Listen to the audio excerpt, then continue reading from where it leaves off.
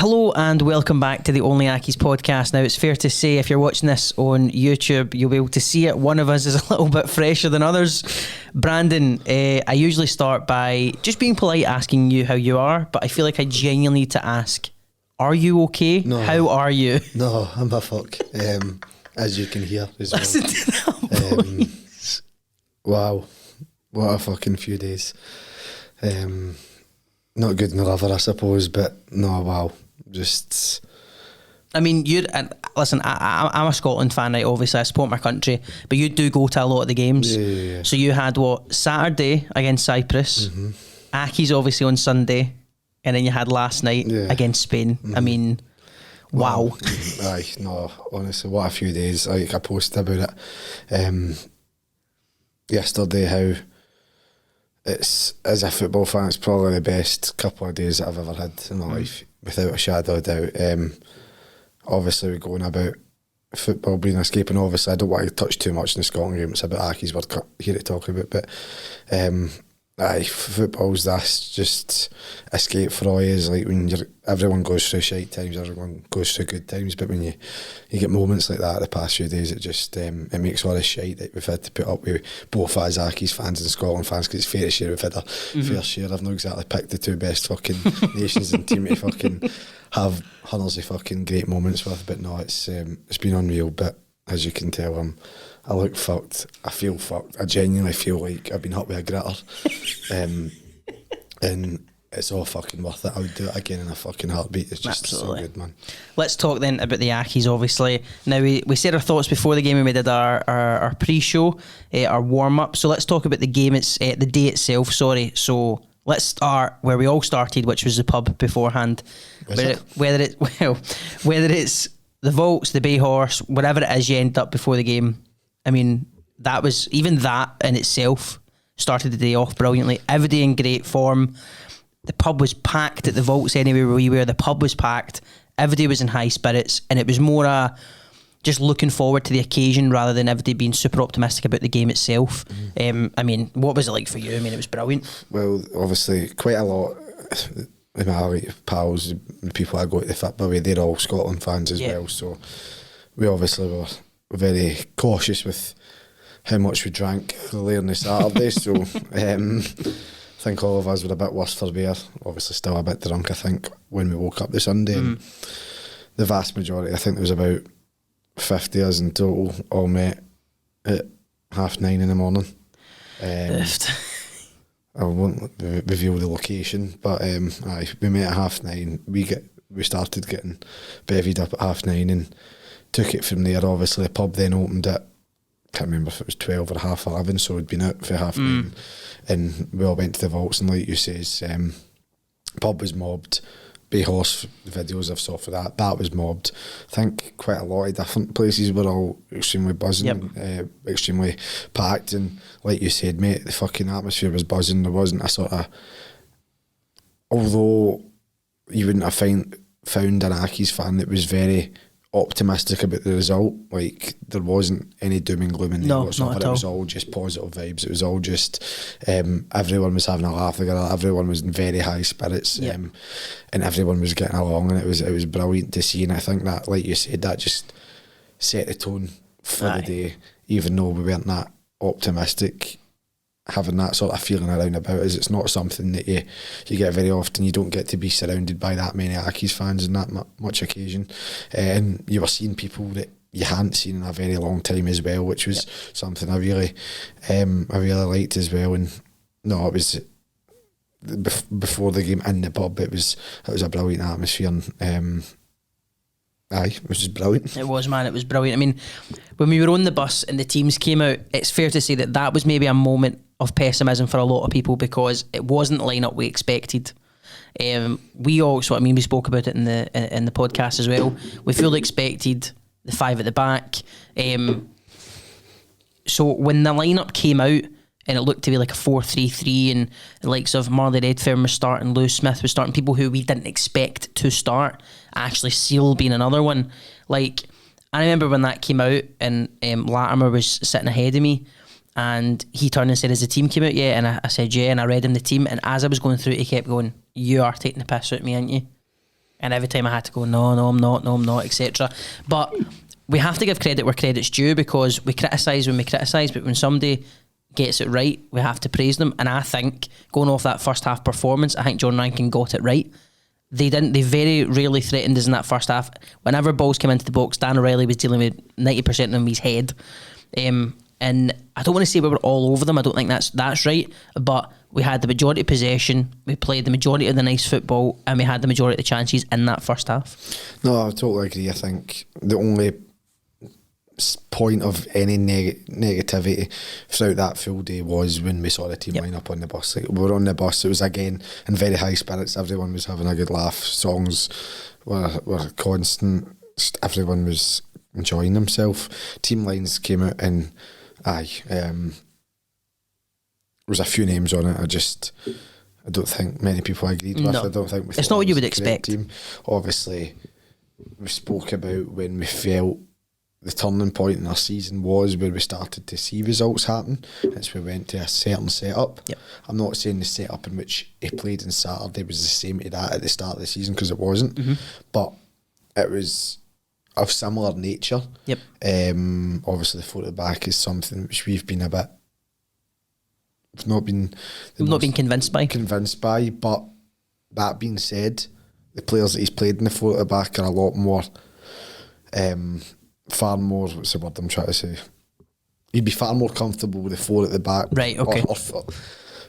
I'm going to go four at the back that they played in, the four at the back that they've been there at the start of the season. Because obviously you've got Tumblety, who's... Yep, we'll talk about him. We'll do a lot of talking about Tumblety, I think. Tumbly Poos. We know you're watching. He's put me up for that. Has he, did he? I'll speak about that. I'll talk. I won't talk about a lot of conversations I've had with people. Yes. So Tumblety, and McGowan in particular, like, we didn't have them at the start of the season, and having they two at the back in the back of a back four is a lot more steadier than those who would have played at the beginning of the season. Yeah, I think that's fair. And no, as you mentioned, mate, credit where credit's due, because I would totally agree the first half that, although I wouldn't say like we completely dominated them, I don't think they really laid that much a glove on us in the first half. Yep, I agree with that. I think we're comfortable. Yep. Not dominant, but comfortable. 100%. So credit where credit's due with the way in which you set up. Maybe not in particular certain players, because obviously we know how the half unfolded and players had to go off, etc. and stuff like that. But no, we criticise, but no, 100% credit, because the setup definitely worked, and we obviously won because of that. See, just on those players that came off, so I've noted them down. So obviously you had Seal and Redfern, who both had really early injuries. Shields came off at half time with again an injury. Were you starting to think like me at that point? It's, especially before the Tumblety goal and the two were taken off, that it's just everything's going against us today, man. Two players brought in, not expected to start, immediately have to go off within the first 5-10 minutes. I'm sitting there thinking, how Accies could this cup final get, man? No. Two let's hope not bad injuries. We'll discuss that later on. But, two injuries early in the first half. I mean, were you like me thinking this is just going against us today? I think, mate, like, if we hadn't got that goal, then everything that could have probably went wrong could have went wrong in that first half. Do you know what I mean? Like, getting 3 injuries in one half, 2 injuries within the first 20 minutes of a cup final was just mad. And I think when I was speaking to the View for the Terrace in the pod before the final, I was mentioning about how I just try and always be negative as possible, Accies, because it can only be positive if you're negative. And it was sort of getting in my mind that obviously the full day was positive, there wasn't any negativity whatsoever when it comes to the game, and then we're getting thrown that absolute shit at us. So it started to make you think, well, it's just typical Accies luck here, innit? But no, I'd have probably, obviously, again, I can't really judge Seal for what I've saw of him, because it's been limited. Very limited. I didn't see him the first game, and I only saw him for like 10 minutes there, so I couldn't even judge him. So I would have probably had T here winter on for the start anyway. Redfern obviously gets that injury. from what I'm led to believe, it's not that serious. Fingers crossed, That's obviously, because he was out for a very long period of time. So I'd hope that that's not sort of put him back a step. I did think, sorry to interrupt you, but I did think that when Redfern went down, I thought, I hope to God this isn't serious, obviously, because he's just back, but I also thought there's maybe a wee bit in his head that thinks if he feels anything, he's thinking, so long, right? I'm not risking that again, man. I'm not being out for another year and a half. I'm not doing it. I'll come off. So I don't know that to be fact, but I just had that in my head that maybe that's what he was thinking. I was thinking everything's going against us, man, with this. But so obviously those two coming off, but let's talk about the Tumulty goal. I'm just so disappointed it's down the other end.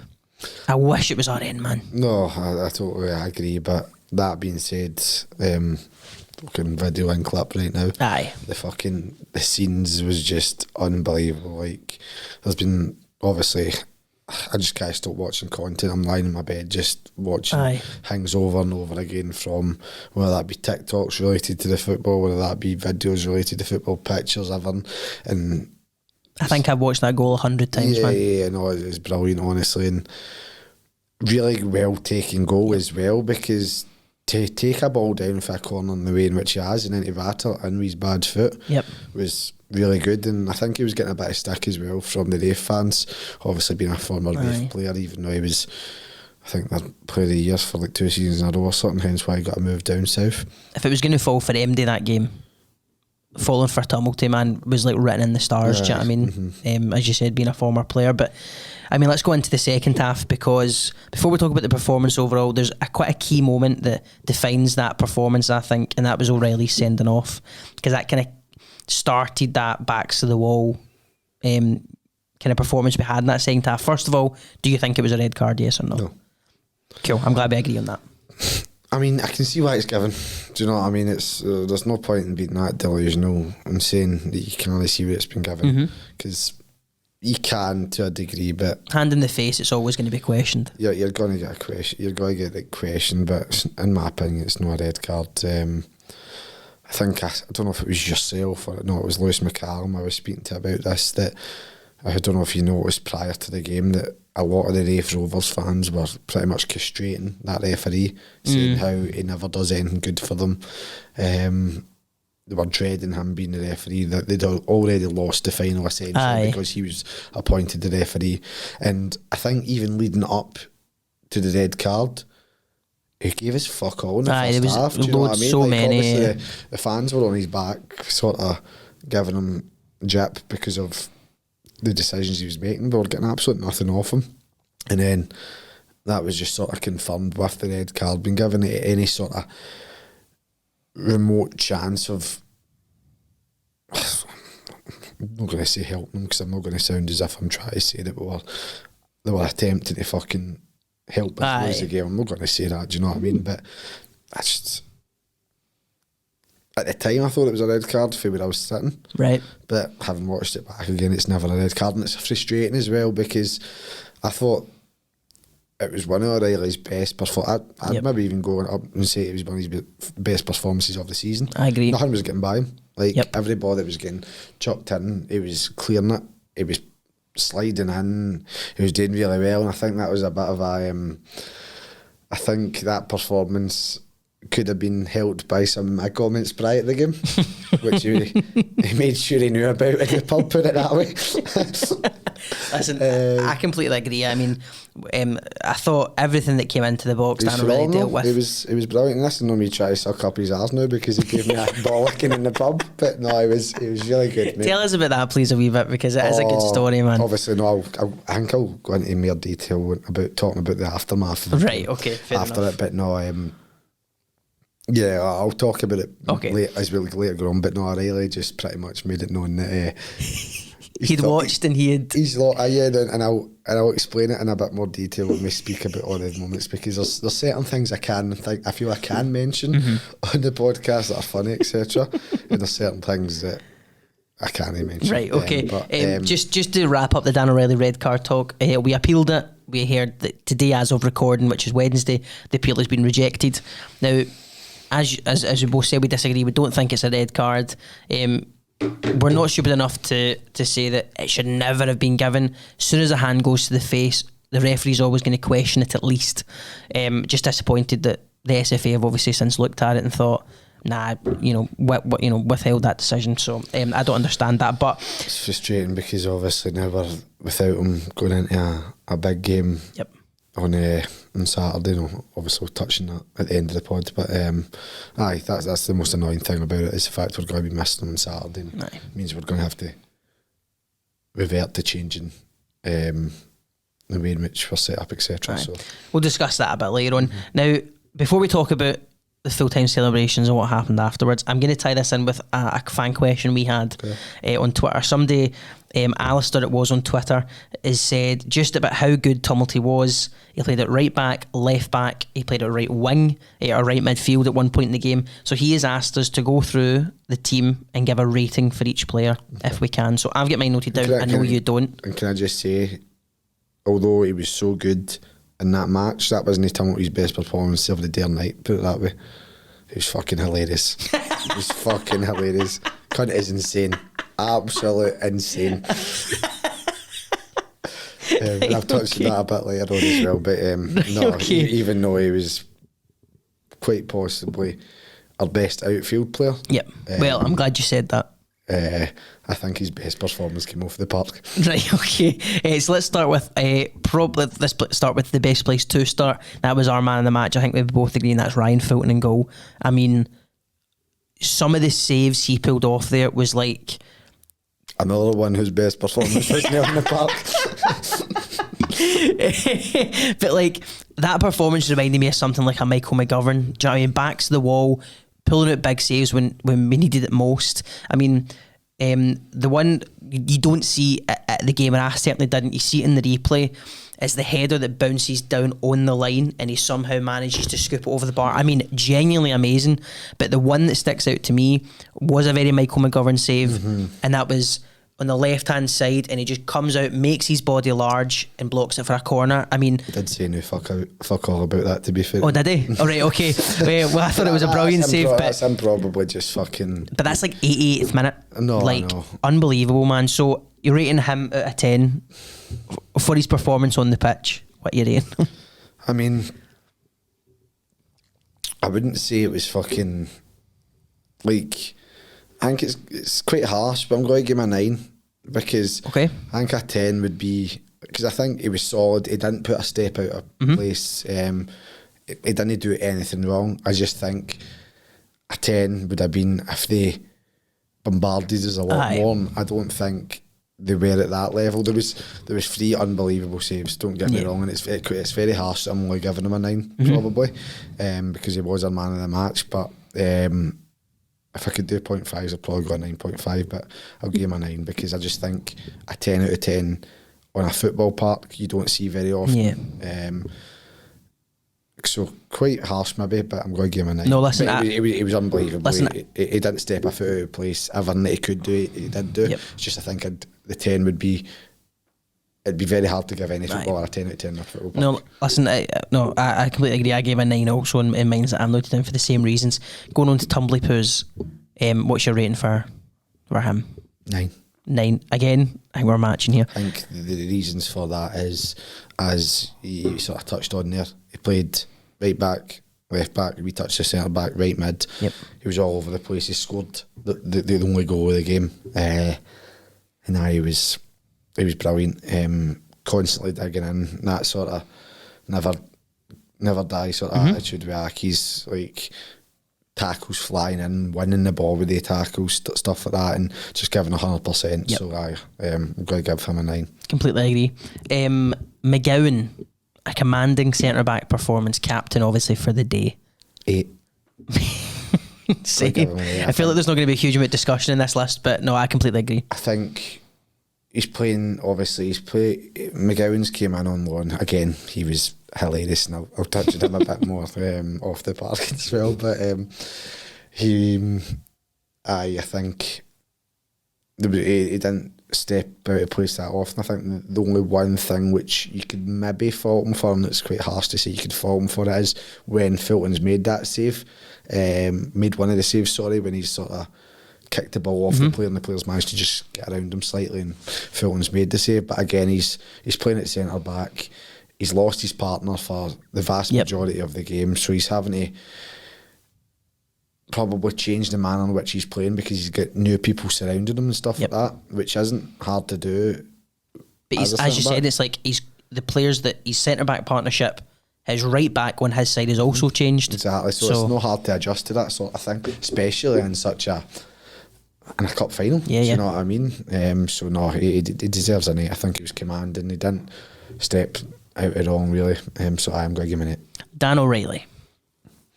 I'll go for. I'll set this up for you, Dav. I think I've given him a 7 because I think the red card has to bring him down. Now, whether it was a red card or not, we agree, disagree. He gave the referee a decision to make, so unfortunately, I have to mark him down for that. But I think, other than that, as you said, it was probably his best performance of the season.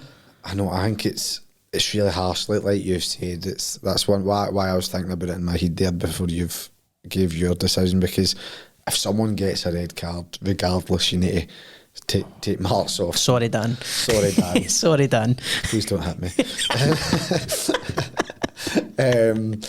But no, I genuinely thought he was brilliant. I would have first half gave him my man of the match. Do you know what I mean? Yeah. So it's frustrating that you are having to take points off him, or you're having to. But I just think, because he only played 55 minutes as well, I think 7 probably is fair. But other than that, he would have been up there for my. If he stayed on the park, he probably would have been my man in the match, unless Fulton continued to make the. Because Fulton, I don't think would have been that. Again, hindsight's a wonderful thing. We don't know how the sort of complexion of the game would have been. But I don't think it would have been as that backs to the wall, and Fulton wouldn't have needed to make as much saves because O'Reilly was doing the job for him. I agree with that. Do you know what I mean? So it's frustrating, but sorry, Dan, 7. Sorry, Dan. Matty Shields. Now, I think this is an interesting one because obviously he got brought off at half time with an injury. So I've given him a 5, right? Because I don't think he showed a huge amount in that first half. It's unfortunate that he's had to come off at half time through an injury, which is no fault of his own. But I just don't think there was enough in that first half of what we saw of him to give him any higher than kind of an average rating for it. 7. Oofed. That is a jump. Why 7 for Matty Shields? I don't think he done anything wrong. I think, again, maybe 7's a bit, maybe 6, because I suppose I've gave O'Reilly a 7 because of how good he was. Matty Shields has only played 45 minutes, but I don't think he's put a step out of play. I don't disagree with that. But again, it's one of those ones that he's only played 45 minutes, do you know what I mean? So it's hard to give him a higher rating than that. Sorry, Matt. But yeah, he'll take that to heart. He doesn't like getting slagged. No, I'm kidding on. he pretty much, that was what he said as well, is that, that if he was doing a podcast, he'd fucking slag himself off because he's fucking shite. Listen, he is genuinely a really good guy. Like, it sounds pure like up their arse, right? But he genuinely is a really nice guy, Matty. He really is. I thought he didn't step out of play, and again off the park it was fucking hilarious as well. So. Right, okay. Regan Mimno, and a one that we didn't expect to be starting the game, but I have gave him a 7. I think, again, not somebody who did a huge amount wrong in the game. I thought put his body on the line when it was needed. I thought when we were in the ascendancy in that first half, I thought he helped control that midfield. I thought that when it was then backs to the wall, he was almost, him and Scott Martin were almost that first line of defence, and I thought he performed really, really well. I just don't think he had any huge standout moments to make him stand out any further, so I think a 7's fair. I'll give him an 8. Okay. I just think when in a cup final winning team, you need everybody to be putting their body in the line. I don't think he put a step out of the line. I know you're not saying he didn't do any standout moments, which I would agree with, but I just think there was lots of periods in the game where he had to adjust himself. He had to play in roles and positions which he wouldn't be used to. Yep. And I think when he was adjusting, he done it very well. He was another player that was putting his body on the lines at moments, and that's not what he's known for. Do you know what I mean? He's known as that player to pick the gaps with the passing out sort of and stuff like that. And I just feel like it'd be unjust to give a player that didn't put a step out of line in a cup final win team any less than an 8. So okay, no, that's fair enough. Scotty Martin, what are you giving Scott? 8. I agree with that. 8 and 9 is one for Scotty Martin again. I think not one that done anything particularly out of this world, but his engine's just unbelievable. He didn't stop for a second. Yep. I thought that was like a kind of trademark Scott Martin performance. If you ask anyone how does Scott Martin play, usually just look at that game. Yep. There could be periods of the game where he's the furthest player back, and there could be periods of the game where he's the further plays forward, just because of how much fucking effort and drive that he's got. He's one of these players that, again, he was flying in with tackles, and he always gets his slide tackles spot on. And yeah, without his dig and fight, especially with the 10 men, I don't think we'd have saw it over the line, because he was that sort of person who was supporting the defence probably the most out of the midfield. But he was also the player that was helping us get up the park probably the most. So I think an 8/9 was what I'd give Scott Martin. And what about your man Lucas the ball? Insert the picture of Brandon and Lucas the night at the pub afterwards. What are you giving him? I think he was one I pondered over for quite a while, because this is similar to Scott Martin. 8/9. It's one that. Oh really? I think.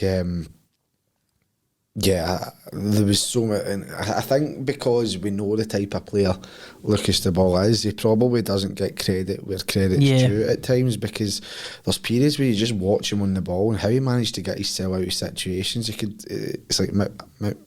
Mousetrap or whatever the game used to be.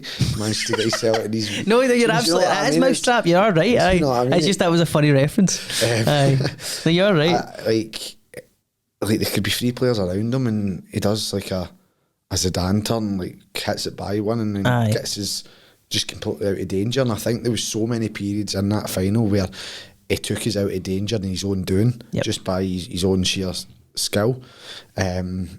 Again, not a player that probably done anything out of this world and changed the game on their own, but another one who probably one of them in the midfield anyway, he'd have been a more attacking midfielder, and he's had to completely change the way in which he played in the second half and change the manner and stuff like that. So I think 8/9 for Lucas de Ball. I gave him a 7, and the reason I gave him a 7 is pretty much the same reason I gave Regan Mimno a 7. I thought there wasn't a huge amount of standout moments for him. I do think that if we hadn't had the sending off and the game had continued as it looked like it was going, then I think Mimno and the ball would have stood out a lot more. But it was because it was a backs to the wall performance that players like that are more creative, they do fall away for the limelight a wee bit, which is a shame, because as I said, I think in a different game, or if the game had went how it was going, they would have stood out a lot more. So I think I gave the ball a 7. Lewis Smith, one of our own, was a substitute in the second half. It was him that came off for Brian Easton to come on after the sending off, I'm sure. What did you give Lewis Smith? 7. I think reason for that is because he's not played the full 90 minutes. But again, he's not someone he's not done anything wrong. He didn't set a foot wrong. I think when he was on the park, he did help us a lot. There was a few moments where he looked like the Smithy of old, and just obviously, as we keep saying, the sending off changed the complexion, the sort of how the game panned out and how it was going to set up. So he's one that Rankins made the decision to take off, and I would agree that was probably the right sub, if I'm being honest with you. But he didn't do anything wrong in the game at all. But again, he's not one that maybe done anything stand out. But I just think it'd be unfair to give him anything less. Okay, fair enough. Redfern and Seal I've not rated because it's not fair. I don't think it'd be fair to rate them. No.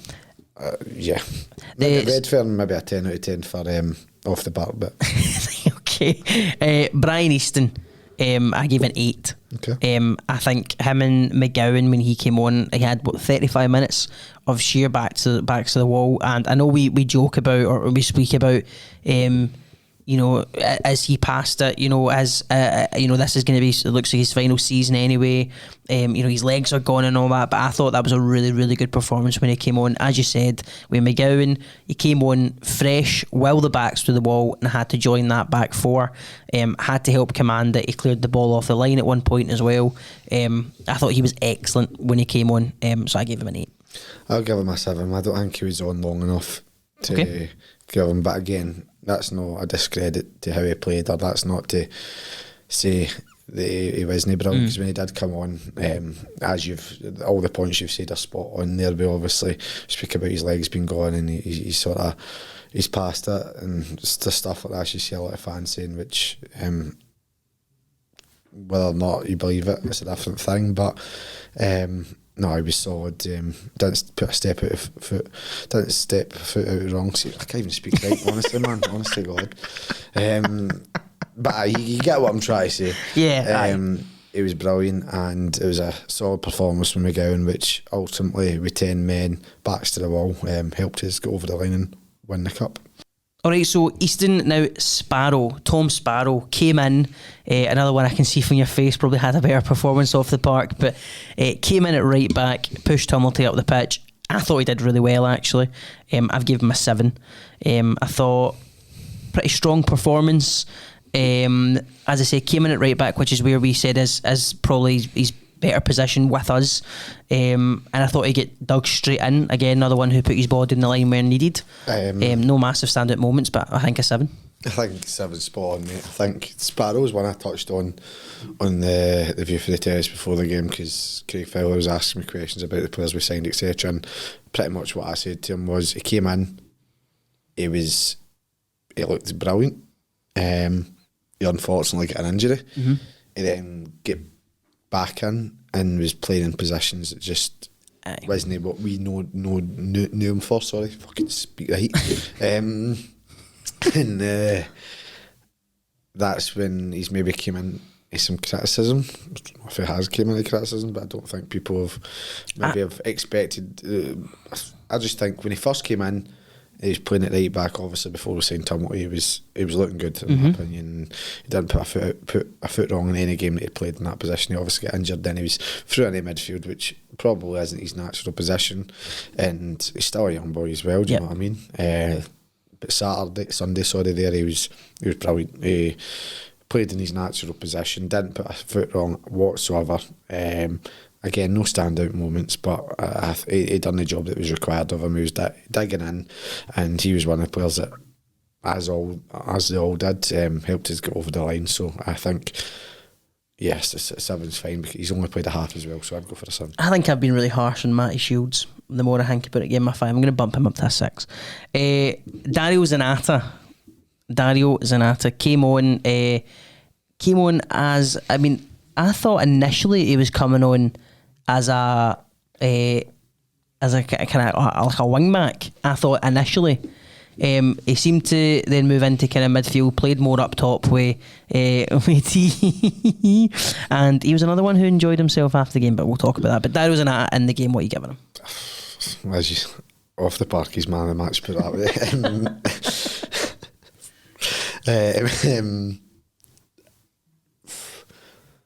I don't think there was many standout moments. He had a really tough job. I had a really tough job. I don't know if he was given a sort of free roam, sort of just not about like a heedless chicken sort of thing. I think that's pretty much what he was told. Just, you're probably going to be the person that's going to attempt to get closest to Teehee, but you still need to track back at every given opportunity. So I'll give him a 7. I think a really hard job, didn't put a foot out of place, but in my opinion he done the job that he was asked to the best he probably could under the circumstances. So yeah, I'll give him a 7. Okay, I think that's fair.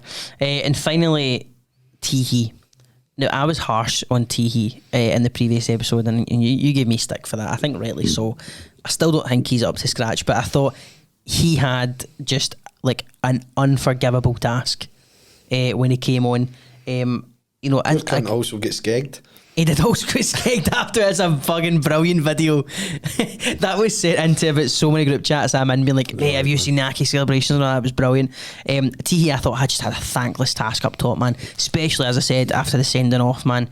It was just balls pumped up to him, and it was just a fucking, let's hope that he can take a wee bit of pressure off the defence. Now, I'm going to be a wee bit harsh and say that he didn't do that. I don't think he took any pressure off the defence, because as soon as the ball came up, it's immediately going back down. But as I said, because of the man difference, I felt that there wasn't really anything he could have done with a lot of them. When he did win the little flick ones and that, he was then having to chase them himself. And he didn't, 9 times out of 10 didn't have MD around him because they were all further back. So I've gave him a 6.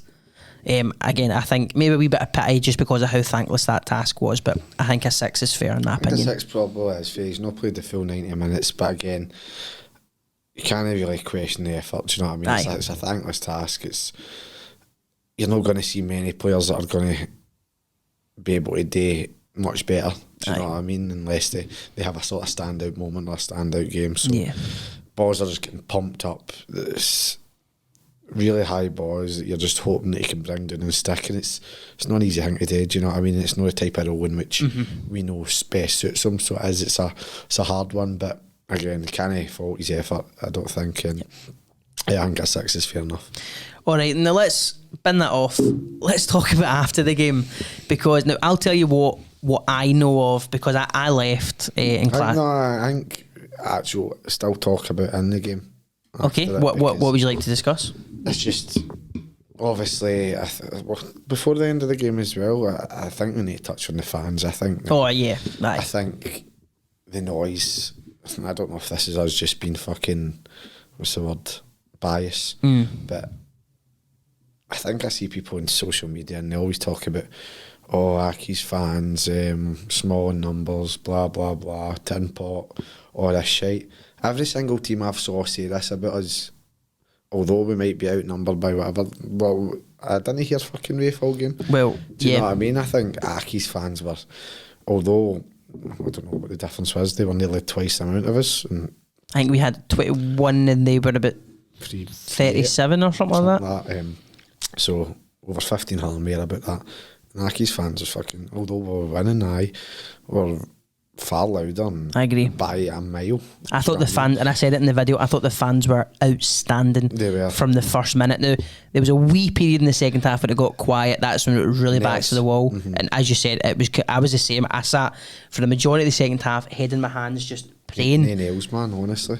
I bite my nails, but so that was brutal. But no, I thought the fans were genuinely outstanding, man. I think I just watching some of the videos, looking at some of the pictures and stuff like that, and I just think fans were very well behaved as well, which is always a bonus, I suppose. But no, loud as fuck. Right behind the team. There was moments when obviously ranking etc. were trying to get the fans right behind, and every single fan done that. And some of the songs were brilliant. Obviously, Accies are massive. I think that's fucking that's just a big fuck you right to every other fucking team that likes to fucking slag us. So we'll just give them that a bit back. So no, brilliant. I think when that final whistle went, I've got no issue in admitting there was tears in my eyes. I looked around. I don't know. Like, obviously, a lot of fans tend to like to run down to the front to obviously get in the celebrations. I just stood where I was. I just looked around about me. I couldn't really believe it. And you might say, and I've called it the Dundee Cup before and whatnot, but it's the only cup I've ever saw Accies win. Do you know what I mean? So, and I was looking around me, and it was just tonners of my pals. I don't know if it was the drink or what it was, but there's so many people in tears of happiness. Do you know what I mean? You've got grown men crying. I've got to classify myself as a grown man because I don't think I am. It was just thinking about. But I'm getting a wee bit emotional thinking about it just now. Do you know what I mean? We've went through a lot of shite in our time supporting Accies, and we take a lot of stick from people. So no, it was something that everybody deserved. It's our first cup win in over 30 years. It's a great moment for everyone, and the celebrations then on the park after it were brilliant. The videos you saw for the changing room, I think that video is brilliant. Obviously the Calvin Harris song, it's just it's brilliant. It's some of the things that you don't expect to see your team doing, because it's not the type of thing that we know Accies is. You know, you see all these other teams like sort of winning cups and seeing the videos for the changing room, all the players with the champagne, etc. So it's just something that we've never sort of had. So just small things like that, it's just to go a long way, and it was brilliant. And obviously I think on the way back on the bus, I don't know if you picked up on this, like everyone, I don't know, it's like, I just think everybody was just in sheer belief. Yeah. Do you know what I mean? Like, it was, I'm not saying it was a negative atmosphere because it wasn't, but I think everybody was just sitting there like, what the fuck has just happened? Yeah, do you know what I mean? completely. But then it's obviously we get close to Hamilton and the atmosphere started to pick up and everybody was a bit louder. But I think in the initial sort of 20 minutes travelling back, everybody was just like, yep. What the fuck's going on? I remember I was one of those guys who ran down to the front. If if you've watched the video, you'll have seen it, but ran down to the front and celebrated. And then I had that same moment where I kind of turned around and looked at the stands, and I saw people, saw Niall Rattigan and all that, all standing up there, Rory and that. And I remember thinking, this is, as you said, it kind of in disbelief a wee bit. And then I did the same thing. I made my way back up then to the stand to watch the trophy. And I remember walking out the ground and everybody was hugging each other. Everybody was grabbing each other. People that, I apologise, but people I don't know were coming up and hugging me and grabbing me and all that. And I was the same. I just kind of remember walking going, I think I said it to nearly everybody that I passed, went, I can't believe it. And as you said, people call it the Diddy Cup, call it whatever you like, but I just, same thing, I remember sitting on the bus, and as you said, it was quiet and you were sitting right behind me, and I remember just both of us coming on and just kind of sitting there and thinking, well, I don't really know what to say. Like, you know what I mean, this is one of the only times we're so used to being negative and we're so used to being disappointed that when it comes to something like that, which is incredible, we're lost for words. Mm-hmm. And I think that was the case. But as you said, the bus then got to Hamilton and Brandon. I mean, I'll quickly tell you what I know and what I experienced, and then I'll gladly hand over to you to tell what you can tell on the podcast. Mm-hmm. But go back to the vaults. Atmosphere is buzzing, as you can imagine, and we're told as with Easter Road and that the players are coming back to the vaults. So we all wait. We have a little bit of a mini street party outside, which has one of the best moments that I've had supporting an Accies fan, which I'll put the video in now. But a police car pulls round and the Accies fans surround it and start singing. Stephen Ayler's on the bumper at the back, bouncing up and down, man. It's such a phenomenal video, man. It is brilliant. It's that alone, but the police were brilliant as well. I have to say them, but there's moments where there was like, I'll let you finish, but just to touch on that one, when there was 3 different police cars came around and the same thing happened with everyone, and police were actually loving it. Fucking a big gritter. I was going to say something that went gritter as well. Everybody surrounded it, but they were all like, every bit of traffic. I think there was only one motor that was a bit of a dick about it all, but every bit of traffic that went by, he was loving it and like knew obviously that. Must have understood what it was meaning to us all, and it was just brilliant. Before the players came, I think we were all outside for a good 45 minutes. 45 minutes, and it was non-stop. Yep. Do you know what I mean? So I'll let you continue. But I like so I say a little mini street party. Eventually, I remember standing kind of at the back of the crowd watching it, and kind of one by one people started to turn around and kind of look, and there was this figure walking up the street wearing kind of, you could see all red, and walking up, and everybody was going, who is that, man? Pure peering, who is that? And you just hear somebody going, Regan Tamulte, and then everybody ran to him, and he'd walked up himself, man. I think Freddie poured beer over his head, so everybody's celebrating Regan Tamulte. Then the bus arrives, and it just kind of turned into such brilliant chaos, like such brilliant mayhem. All the players were off the bus, all jumping in with all the fans. They were all filming it. They were taking photos. I got the chance to speak very briefly to Daz and John Rankin, who were kind of observing the chaos from afar, and it was just brilliant, man. I absolutely loved it. As I said, all the players were on fantastic form. Spent the time with the fans, spoke to the fans, got all the pictures and videos they wanted, celebrated, sang. Regan Mimnall was up on people's shoulders, like it was excellent. And then they got on the bus and headed to another pub, and that's where I left that night. So I shot the bed. See, right, my head was absolutely killing me, right, as you can imagine. It was bursting. They got on the bus and I thought, class. That was fucking brilliant, man. I loved that, right? And He then didn't even say goodbye to me. He sneaked away. Right, sneaked away is not true, right? But what happened was, I know you're Blake. everybody was in a big crowd. I thought, I'm not fighting my way through. I'm not, and I was, you know, because then, but I'm also, so hard to find. But also, I didn't want Lewis Murphy put me in a headlock and dragging me to the palace. I wasn't keen on that. So I just slipped away from everybody. Didn't want to cause a scene, and sure enough, about 10 minutes after I slipped away, I get a message from Brandon saying, "Where are you?"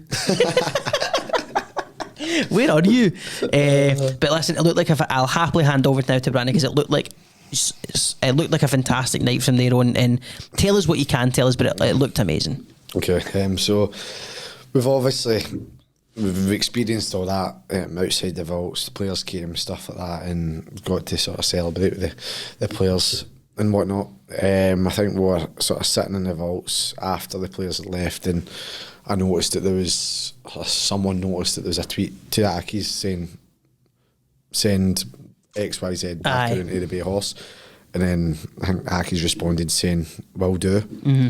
So we're sitting in there, and obviously there's people in the Bay Horse, people in the vaults, blah blah blah, and some of the people in the Bay Horse are saying, "Oh, that's if players coming back." And they're staying out, so like, right, okay, so we've all slowly but surely made our way over to the Bay Horse, and just wow, in there for about 9 o'clock to about 12 o'clock at night, mate. Just with all the players, or the vast majority of the players, should I say, and they were all just getting absolutely leathered, like so steaming, like. Big Easton, he had a few drinks. He obviously left. I think he left. He was one of the first ones to sort of leave. Lucas de Boer was obviously speaking to him, giving it the I love you so much, blah blah blah, all that part. Doesn't drink, by the way. So does he not, Lucas? No, Lucas doesn't drink. Kiss at him. Yeah, my mate. And you've obviously saw the videos, like Scotty Martin one that's been on Twitter, that's you put a video on. And it was just non-stop, mate. Fucking, it's like there's so much that you can say about it, but this is what we've been speaking about, like together. We always going about we're small in support, but the supporters we do have clearly have a screw loose. Yeah, they're all a bit cuckoo. And that night, Sunday night, sort of, and Monday as well, sort of made me realise that I think the players and the fans are on fairly similar wavelengths. Like they don't have, the vast majority of them didn't have screw looses.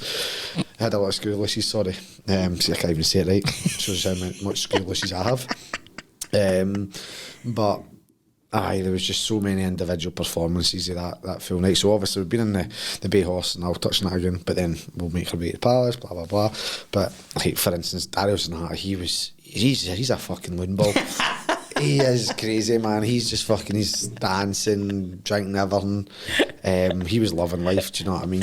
You probably saw the videos, the pictures of him. He was loving life. Who else was funny in the Bay Horse? Dan O'Reilly. So Dan O'Reilly's sitting at the bar, it's not sitting at the bar, at the bar waiting a drink, and I get a tap on the shoulder.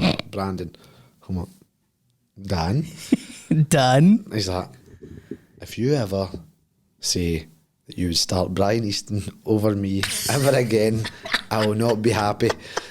I'm like, fucking hell. Right, well, apologies, I thought you were brilliant today, but no, we're having a laugh and a joke about it. That's brilliant, man. But obviously shows that he watches. Tumulty, he's a fucking loon ball.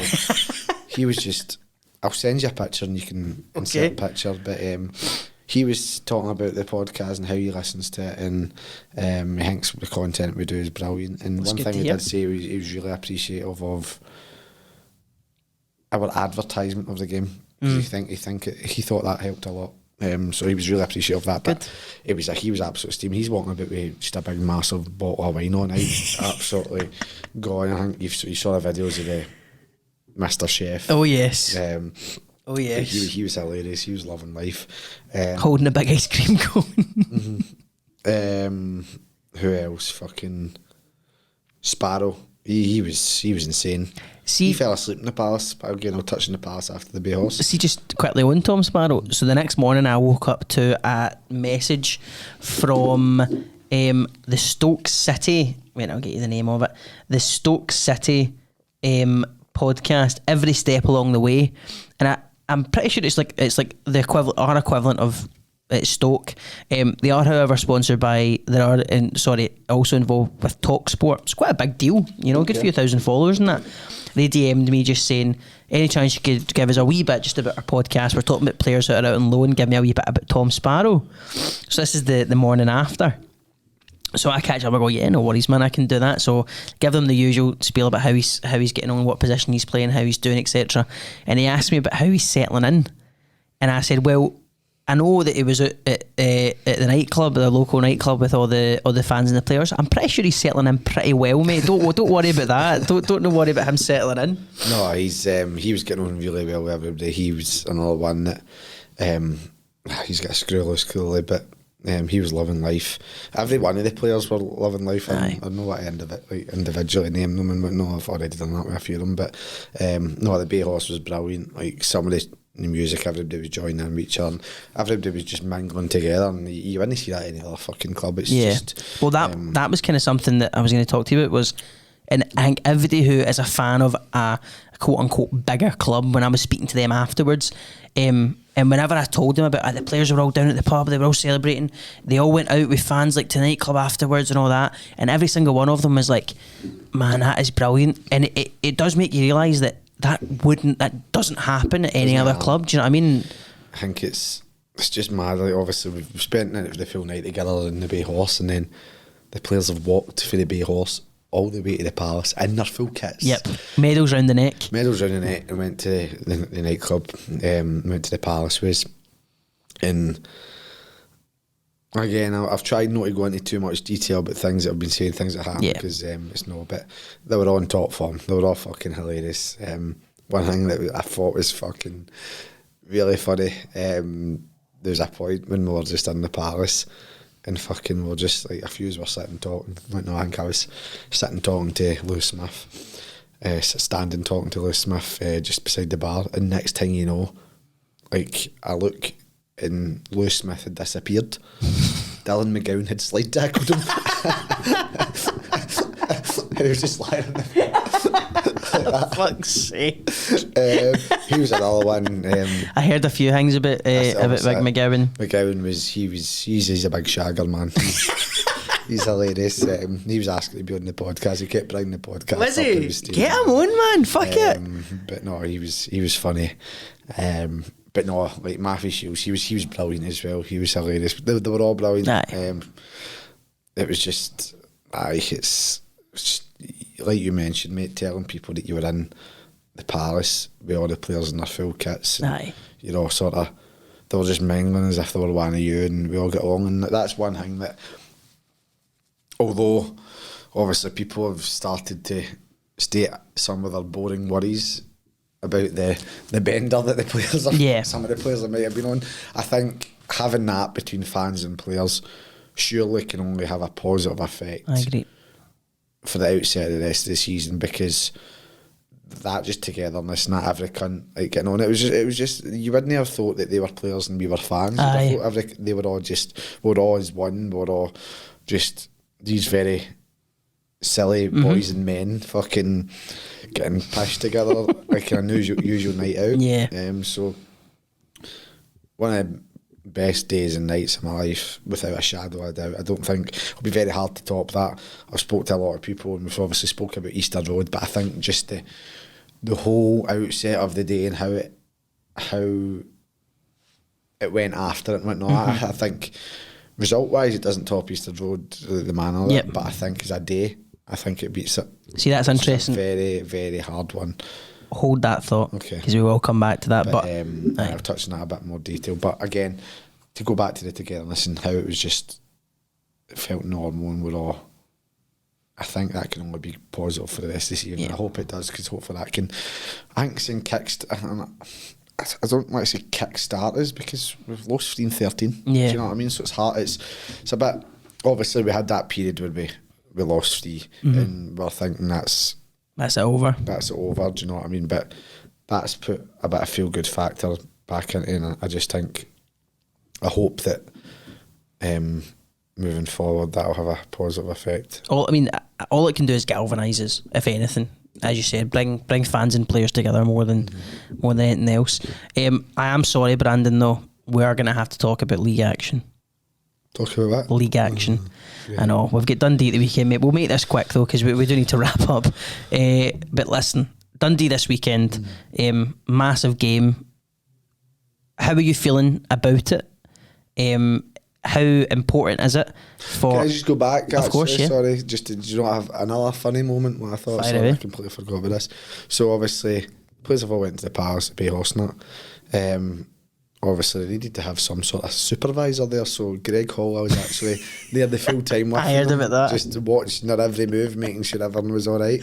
Everyone was getting home alright, and fair play to Greg Hall, fucking staying out in his suit, not drinking, just looking over all the players, making sure that they've got to their lifts home, etc., and just making sure they're not doing anything daft, which not fair play. I hope you get paid time and a half, man. I hope you get paid time and a half. So sorry to bring it back to league action. I wish we could revel in it a little bit longer, but Dundee this weekend, it is a big game. How are you feeling ahead of it, and what changes, if any, would you make to that kind of start? The thing that's, I've spoken about this to a couple of people, and I'm really frustrated about with the Dundee game, is that we're going to have 90% less of a support than we did on Sunday, which I don't think is particularly fair in the fans. I've not saw much people even saying that they're going to be going to Dundee, which I don't understand. Like, you've just came off a cup final win, you'd think we'd take a good support, and I really hope we do take a good support, and I'm sure we'll do a lot to sort of advertise the game and try and make sure a lot of people do go along. I just think it's frustrating that we've took over 2,000 on Sunday there, and we're now going into a really big game where we've spoke about prior to the cup final what we'd rather, if we'd rather win the cup and get relegated, blah blah blah. Every game now at the end of the season's a cup final, do you know what I mean? So we should be taking as much fans as possible, and the frustrating thing to me about Dundee is we're not going to take that many. Yeah. Well, I don't think we'll take that many. I hope we do, but I just don't see why people aren't getting that urgency and that hunger now that we've won the cup. You'd think that more people would want to go along, but no, thinking about it, they're obviously fighting for the title. They're one of the ones that are at the top of the league. I've not seen the comment yet, but standard league's rotten. They're at the top of the table. Drink. No, I don't drink, man. Fuck that. The last thing you need, man. I'll drink with it, man. Not till Saturday, but I think the games that we've played them this season, bar the very first game of the season, the cup game, I don't think they've particularly stood out to me in any of them. I think if we show up, we'll give them a game. Bit worried about the state of some of the players will be in, right enough. But I'm sure they'll still have a fire in their belly for the cup final when they want to sort of not kick on, because I keep saying kick on is a frustrating comment, because I think the cup final should give us that extra fighting desire to want to stay in the league. That whole galvanising thing you've went on, but we don't know how the injuries are going to be. We know Dan O'Reilly's suspended, so we're going Scott Martin suspended as well. Is he? Is he? Remember he misses 2 league games. For fuck's sake. Aye.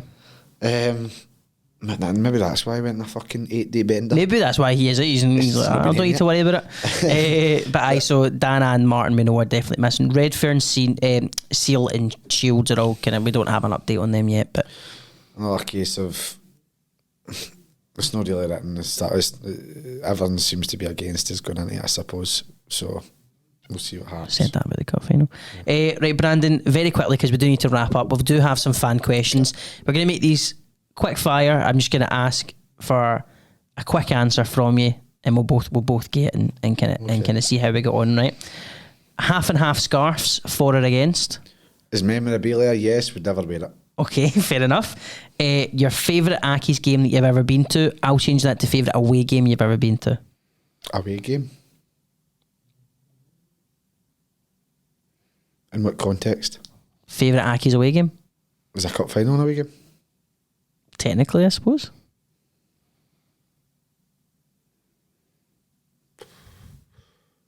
Game?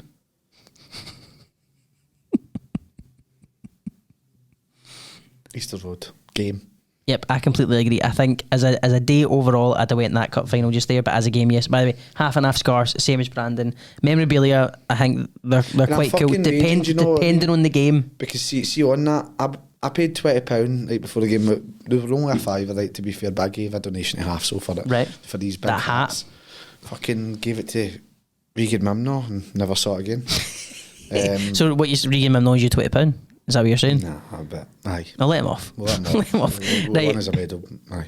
Okay. And then that's another thing I'm frustrated by, because I like to collect memorabilia and stuff like that. And I didn't even know there was like... Might have been a good one. I don't know if you can remember, I was a wee bit drunk on Sunday. So as soon as I got off the bus, I was like that to you, right, tunnel vision, just to make sure I actually got into the game, do you know what I mean? I remember that. So like if I knew there was like half and half scarce, if I knew there was certain like final memorabilia, I'd have definitely bought it. So I've been on the internet and I've looked in eBay and stuff like that, and I can't see fuck all. So if anybody sees where they're selling that, because I doubt it would have sold out, please let us know, because I'd be very keen on buying it. If MD's selling one. And I also saw, I don't know if you saw on Twitter, Subutio. I did see that. So, did you? Yes, £25. Oh my goodness. Made of money, this boy. Right. Favourite ever Accies comeback? We'll chalk off Easter Road, because that technically counts as a comeback, but we'll chalk that off.